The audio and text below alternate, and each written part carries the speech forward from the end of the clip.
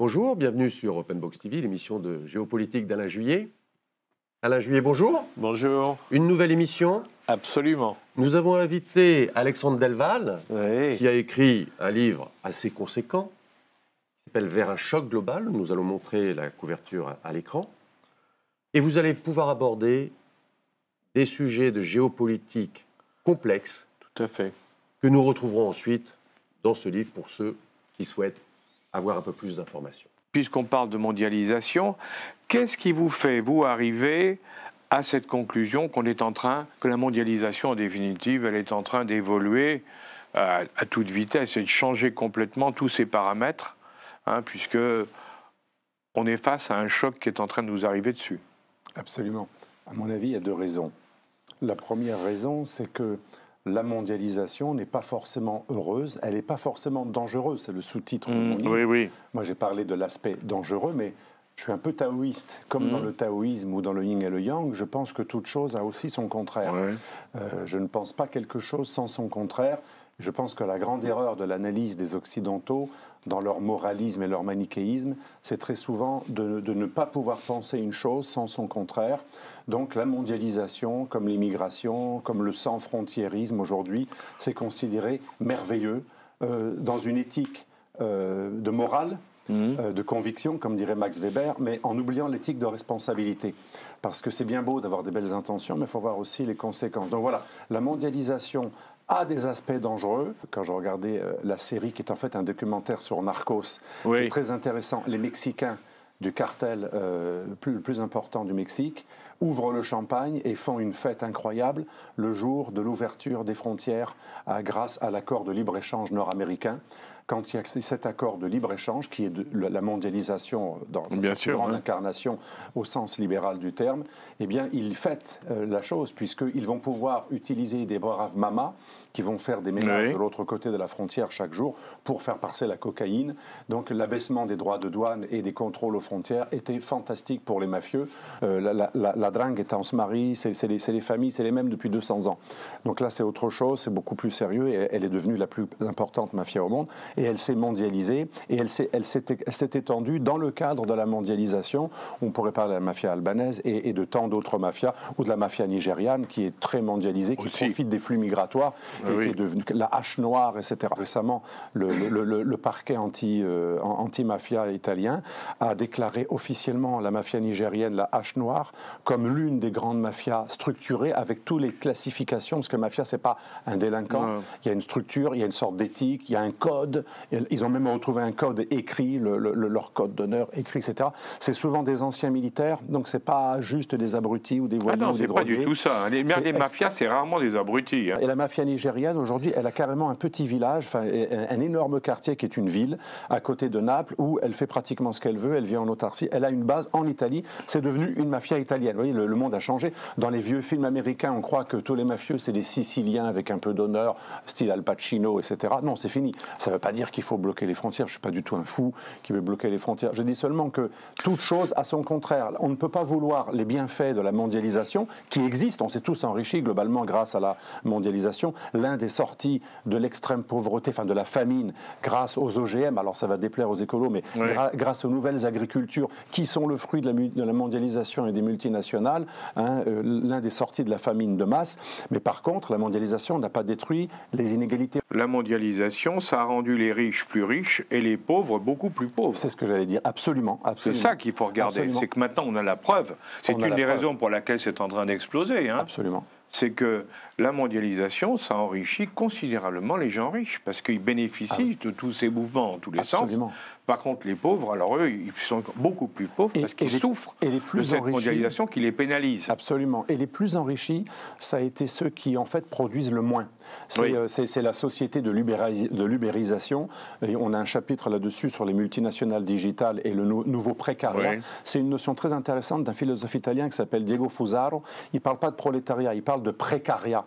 Le précariat, c'est l'ubérisé qui n'a plus vraiment de ressources, il n'a plus vraiment de mesures sociales. Mais en même temps, c'est parlant. Ça montre bien que ces multinationales, nous avons un chapitre entier là-dessus dans ce livre, elles sont les vainqueurs, les bénéficiaires d'une mondialisation qui est en fait une précarisation et surtout qui permet d'échapper aux lois et aux juridictions et à la justice des États. Les traités de libre-échange, ils veulent remplacer les lois par des arbitres qui sont en fait souvent des gens payés par des multinationales. Donc, et ils veulent être dans des paradis fiscaux grâce à plein de montages et d'optimisation. Un boulanger va payer 60% de taxes si on compte tout, mais eux, ils vont payer 7 à 8% dans le meilleur des cas et parfois 0. Donc là, c'est sûr que la mondialisation, il y a des laissés pour compte. Absolument. Et c'est tout le problème des multinationales et de la mondialisation. Pour avoir toujours plus de profits, ou dans une optique marxienne, moi je ne suis pas marxiste, pour garder des profits, ne pas avoir une baisse tendancielle, il y a une délocalisation massive du travail là où il coûte toujours moins cher. Alors c'est l'Inde, c'est la Chine, maintenant on a trouvé mieux, des gens qui sont encore moins chers que le chinois, c'est le Bangladesh, Sri Lanka. Oui, c'est ça, mais ça bascule, tout le temps. Ça bascule tout le temps. Tout le temps, au fur et à mesure, on va vers où c'est le moins cher. Absolument. Alors nos libéraux nous disent c'est super parce qu'après ces pays qui sont encore plus pauvres que les premiers pauvres, grâce au fait qu'on délocalise à nouveau chez eux, c'est nous, mais c'est aussi les Chinois qui délocalisent au Bangladesh ou au Sri Lanka, eux aussi, comme les Chinois, connaîtront l'ascension d'une classe moyenne. C'est vrai, mais il y a aussi ceux qui sont déclassés. Le prolétaire qui n'est pas trop qualifié pour les nouveaux métiers français, italiens, etc. Et tout le monde ne peut pas être ultra qualifié, surtout quand on voit le système horrible de l'éducation nationale dans plusieurs pays européens qui prépare à tout sauf à la vraie vie, hein, avec cette optique de tout le monde bachelier et personne ne veut faire des travaux techniques ou même technologiques. Eh bien, il y a des déclassés qui n'ont plus de travail et ils votent populistes. En 99, dans le cadre de mes fonctions, j'étais allé voir des collègues anglais des services anglais du MI6 et notamment un vieux monsieur qui était très malin, qui avait une grande expérience, nous explique pendant 1 heure, nous on n'aura jamais l'attentat terroriste. On a accueilli les pires fanatiques que même vous n'avez jamais accueilli. Alors, il se vantait d'avoir accueilli des gens du Hizb ut-Tahrir. C'est un mouvement tellement fanatique, proche d'Al-Qaïda, qu'il avait été interdit par le Hamas. J'imagine le genre. Ils avaient gagné des élections, d'ailleurs, dans des universités en Angleterre. Et il me donne les mouvements, les noms. On les a tous accueillis. Pour nous, c'est super, on les surveille. Alors, je lui dis, quel est l'intérêt d'avoir des barbares dans votre propre ville? Alors, si c'est juste pour les surveiller, mieux vaut avoir un bon système de surveillance par satellite et les garder très loin. C'est quand même des barbares enragés. Ah non, parce que comme nous, on les accueille. Alors que vous, les Français, vous êtes laïcards, vous les avez souvent brimés ou discrédités. Nous, on leur dit qu'on comprend que chacun est son modèle. Nous, on est communautaristes. Et il me dit, on n'aura jamais d'attentat. 4 ans plus tard, 5 ans plus tard, ils ont eu 52 morts. Ah oui, non, mais c'est bien, on voit les limites. C'est là qu'on voit les limites du communautarisme. Mais pour revenir à la mondialisation, il y a un deuxième problème. La mondialisation, elle n'est pas dangereuse en elle-même. On l'a vu, il y a du bon et du mauvais.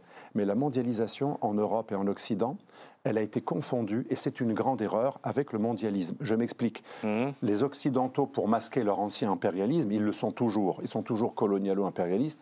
Ça, c'est clair. Il n'y a qu'à voir toutes les guerres que l'on mène et comment on se comporte. Absolument. Pour masquer leur impérialisme, les Occidentaux post-coloniaux, qui ne peuvent plus assumer d'avoir des posthumes coloniales, ont inventé un système, c'est le mondialisme. Donc, ce n'est pas la mondialisation. Le mondialisme, c'est l'idée, on est tous une seule nation sur la planète, il y a une seule planète, on est un, et donc il faut une gouvernance mondiale, etc. Cette belle idée, les frontières, c'est un instrument de torture, m'a dit un jour un homme politique, etc. Cette belle idée a généré ce qu'on appelle le mondialisme ou le globalisme ou l'idée de gouvernement mondial. Et donc cette idée, au départ, elle est purement un prétexte pour masquer notre gendarme du monde, notre volonté de gérer le monde entier. Quand on a un discours de mensonge qui est diffusé dans les écoles, les radios, les télévisions, qui devient une idéologie officielle, on finit par y croire. Et donc une partie de nos élites a fini par devenir sans frontiéristes et pas uniquement à l'extrême gauche, d'autant que les multinationales, elles avaient intérêt à détruire les frontières pour un marché avec des économies d'échelle toujours plus grands. L'Occident est la seule entité au monde qui est dans la mondialisation, mais qui croit qu'être dans la mondialisation, donc des échanges neutres, signifierait détruire l'identité, nier l'identité et les frontières, alors que les Chinois, qui ont pris le contrôle de la mondialisation depuis qu'on a cru... Oui, ça, on va en parler parce que c'est très important. Et on a cru qu'ils étaient des ploucs qui ne faisaient que imiter, produire pour nous. Il se trouve qu'aujourd'hui, leurs ordinateurs quantiques sont meilleurs que les nôtres. Absolument. Ils font aussi de la thérapie génique, ils ont à peu près 30 ans d'avance sur nous, et ils font pratiquement tout meilleur que nous. Les Français sont les 29e en mathématiques, on était les premiers. On a plusieurs pays asiatiques devant nous.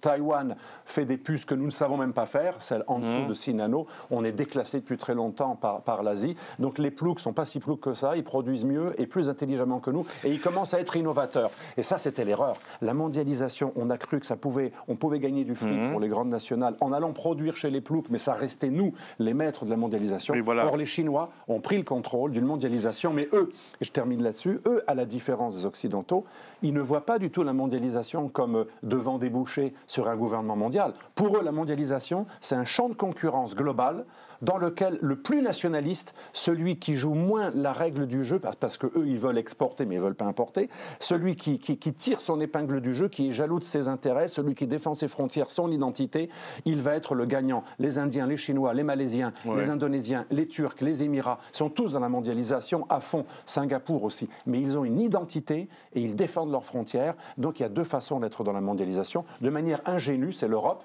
bisounours, que nous appelons l'OJNI, l'objet géopolitique non identifié, qui croit à la lettre ce mondialisme comme étant nécessairement le résultat de la mondialisation, et les autres qui voient dans la mondialisation un champ dans lequel c'est la nation indienne, turque, qui va tirer son épingle du jeu et faire perdre des parts de marché aux autres. On n'est pas du tout au même niveau. Il se trouve que notre mondialisation étant devenue synonyme pour nous, et on a fini par croire à notre mensonge, le mondialisme. Oui. Du coup, arrive le wokisme, arrive le multiculturalisme, la volonté de détruire les traditions, surtout les nôtres, etc. Et avec toute cette idée wokiste qui peut-être part de bonnes intentions. Mais le problème, c'est que les Chinois, quand ils voient que notre mondialisation est synonyme, en gros, d'une culture libertarienne, qui un petit peu école de Francfort. Vous savez que l'école de Francfort, ça vient du marxisme, ça émigre aux États-Unis et ça devient 68, Marcuse, et il y a une sorte de rencontre. Et on voit le résultat. Et ça, voilà, et c'est ce que les Chinois n'aiment pas. Eux, ils sont marxistes, Mao de type confucéen, ordre, patrie, nation, identité. Et ils voient notre mondialisation, en gros, comme une sorte de diluant, comme un poison qui va détruire tout, qui va détruire l'esprit national, l'esprit familial, l'ordre, qui va engendrer une culture totalement hédoniste et individualiste. Et c'est le contraire de la mentalité chinoise ou même taïwanaise ou même singapourienne. Singapour, Lee Kuan Yew, l'homme qui a créé l'idéologie de Singapour, il est confucéen et c'est une idéologie fondée sur l'ordre, le respect de la famille, des traditions, des parents et des professeurs. C'est le contraire de l'individualisme hédoniste, égoïste occidental. Donc le pire, c'est que nous sommes vus comme un poison. Pour beaucoup de pays africains, latino-américains, traditionnalistes, surtout asiatiques et musulmans, mais aussi chinois et russes, nous sommes un poison. Et là, c'est pas ce que je pense, je n'en suis pas fier, et je ne dis pas que je suis d'accord avec ça. Je ne vais pas adhérer au narratif diabolisant, radical de M. Poutine ou de son confesseur qu'un jour j'ai rencontré, qui était terrifiant, le père Tyrone, qui nous a dit « vous êtes Sodome et Gomorre, vous êtes satanique ». C'est pas du tout, je n'adhère pas à ce discours. Mais ce que je veux montrer, c'est qu'en géopolitique, on doit comprendre ce que l'autre pense de nous. Nous sommes aujourd'hui un danger. Nous sommes un danger idéologique, une menace idéologique pour eux. Oui, c'est ce que je crois que dans ce que vous dites, c'est un point sur lequel il faut insister, le fait que, en définitive, nous détruisons consciencieusement notre propre histoire, notre propre culture, au profit d'un espèce de mondialisme généralisé.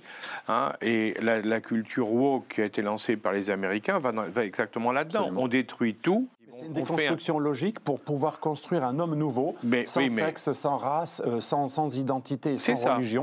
Un homme consommateur hybride, une espèce d'alien, un homme hybride consommateur. C'est la théorie de Soros, et c'est aussi ce qui est très intéressant. J'ai révisé récemment ma copie, l'école de Francfort. L'école de Francfort, on a des gens comme Lukács, comme Adorno, et comme Marcuse, et comme Wilhelm Reich. Vous savez, Wilhelm Reich, c'est l'homme qui a écrit La Révolution sexuelle. C'est l'idole avec Marcuse des 68 arts du monde entier. Ce qui est incroyable, c'est qu'à Davos, on voit une rencontre entre l'un des objectifs du capitalisme, du marxisme, arriver à une société sans classe, sans propriété, sans race, sans religion, etc.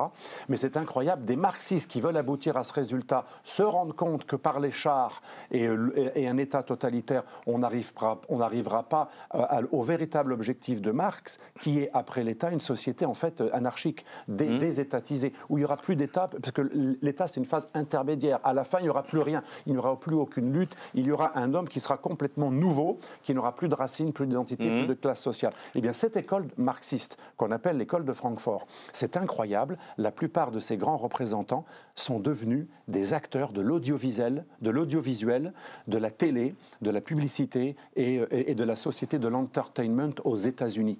C'est-à-dire que la culture que l'Amérique exporte à l'extérieur, qui paraît être le fruit du capitalisme, eh bien, c'est en fait la rencontre. Je ne parle pas de l'Amérique deep state, mais cette culture un peu hédoniste contre les traditions cis-sex-son, eh bien, en fait, elle a été sciemment inoculée par des marxistes de l'école de Francfort qui pensaient qu'on allait détruire l'Occident, un peu comme dit Sun Tzu. Vous savez que Sun Tzu, dans son livre, on oublie un point très important, l'art de la guerre. Il dit « Introduisez des musiques lascives chez l'ennemi ».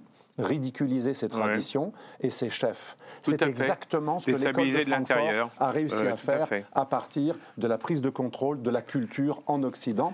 Et ça, c'est extrêmement important parce que c'est pour ça que nous sommes devenus un poison. Les vrais gauchistes staliniens ou maoïstes, qui eux aiment l'ordre, ils se méfient de leurs cousins, les gauchistes du désordre, les trotskistes et l'école de Francfort. Ils sont toujours battus contre eux. Pour eux, c'est une maladie. Mais alors, ce qui est fascinant, c'est qu'à côté de ça, on voit que la plus grande partie des pays du monde, alors on a eu les BRICS, mais maintenant c'est général, hein, sont en train de réagir, mais très violemment contre ça, en disant mais on n'en veut plus, avec des réactions très variables. Hein. En Afrique, ils ont interdit. En Afrique en particulier. 2 pays ont interdit l'homosexualité récemment. Ce qui est l'autre excès. Oui, c'est l'autre. Alors ça va dans l'autre sens, mais par peur de notre wokisme. Exactement. Il y a maintenant une réaction, il y a une espèce d'union qui se fait au niveau du reste du monde, et qui dit on veut pas de ça, et donc il y a un blocage et un rejet complet de l'Occident. Avec tout ce que ça comporte. Mais que l'on peut comprendre, parce qu'une société qui veut qu'il y ait un ordre, on a raison, puisqu'on les déstabilise. Ils pensent que nous sommes totalement des constructeurs. Exactement. Encore une fois, ce n'est pas un jugement de valeur de ma part, mais nous sommes perçus comme déstructurants. Un peu, une écolo disait, je veux un mari déconstruit. Oui, c'est ça. La plupart des pays du monde non occidentaux, ils ne veulent pas être déconstruits. Exactement, ils ne veulent pas. Et ils disent, vous gardez vos déconstructions chez vous, nous, on ne vous veut plus chez nous.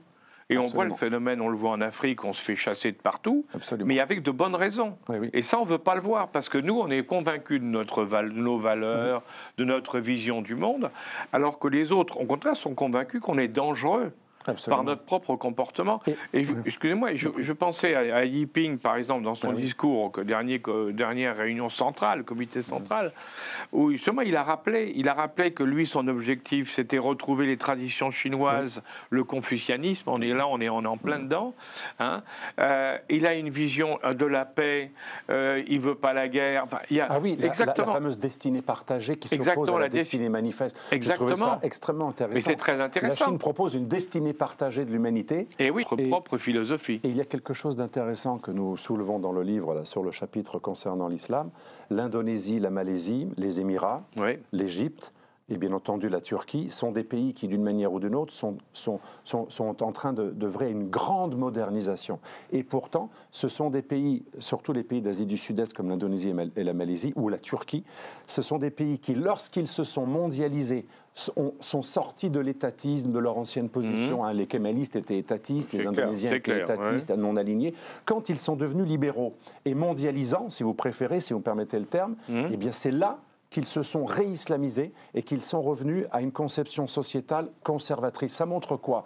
Il est absolument faux, c'est une illusion occidentale de croire que la mondialisation marchande, quand on se modernise, on met des banques aux normes et on voyage et on a Internet, ça ne veut pas dire qu'on va devenir cool avec les cheveux orange. D'ailleurs, Erdogan, il a été élu parce qu'il a donné à manger aux Turcs, il a augmenté x8 le niveau de vie dans certaines régions. Il y a une reconnaissance du ventre. Mais rappelez-vous, au deuxième tour contre Kılıçdaroğlu, quel était son argument? Si vous voulez voter pour une société qui deviendra dégénérée, comme l'Europe en voie de putréfaction, vous votez pour ce candidat laïque qui a un cœur en Occident et un cerveau en Occident. Si vous voulez maintenir vos traditions et rester turc et musulman, votez pour moi.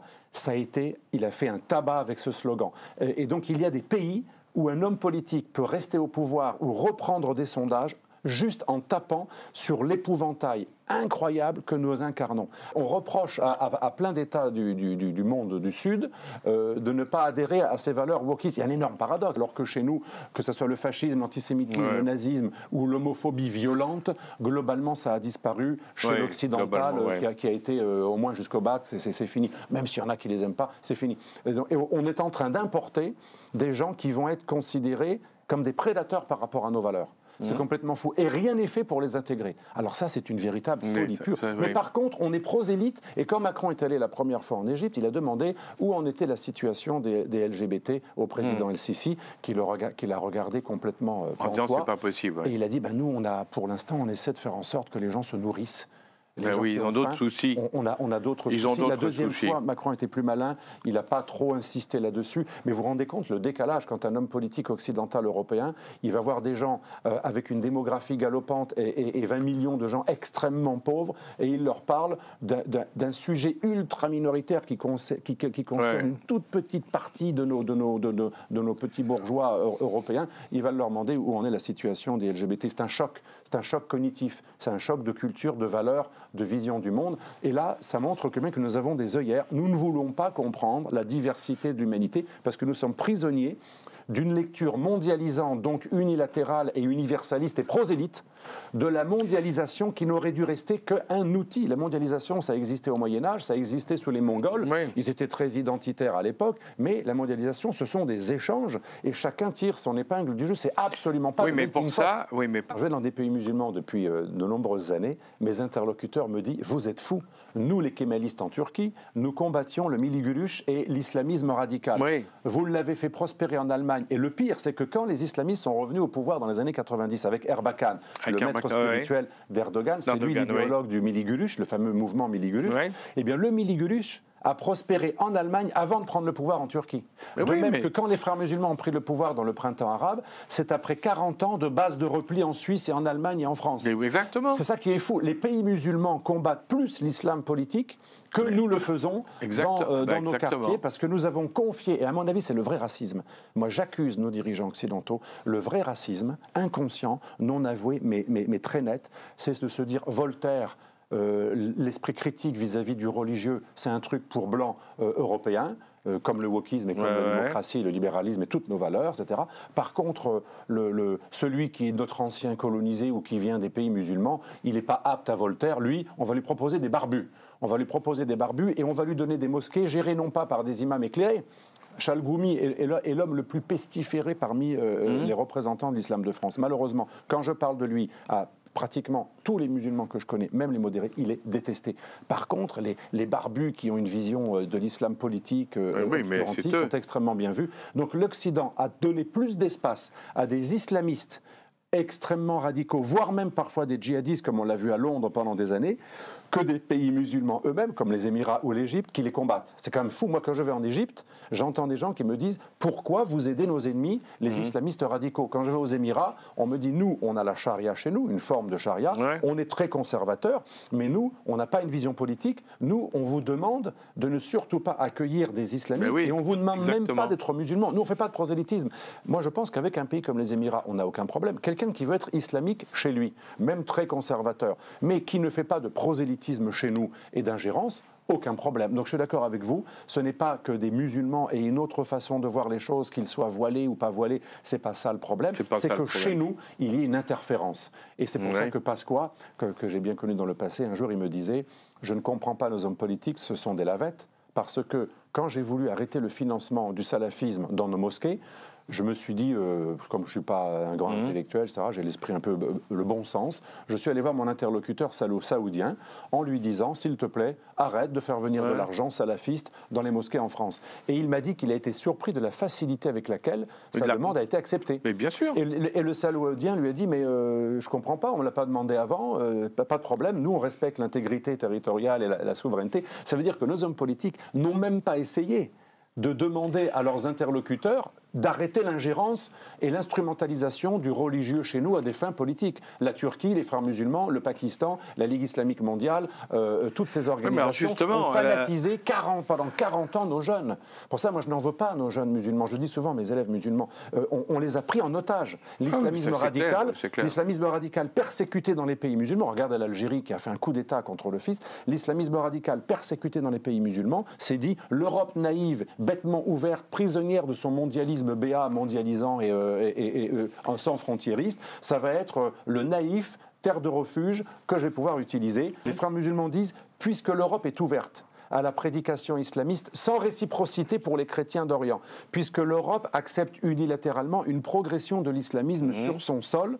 C'est comme si elle était de facto soumise à la charia, donc elle n'est plus terre de la guerre, Dar el-Harb, elle est terre de l'annonce ou de la prédication, Dar el-Shahada ou Dar el-Da'wa. Voilà ce que nous sommes. Nous sommes une terre de conquête pour des islamistes persécutés chez eux, accueillis chez nous.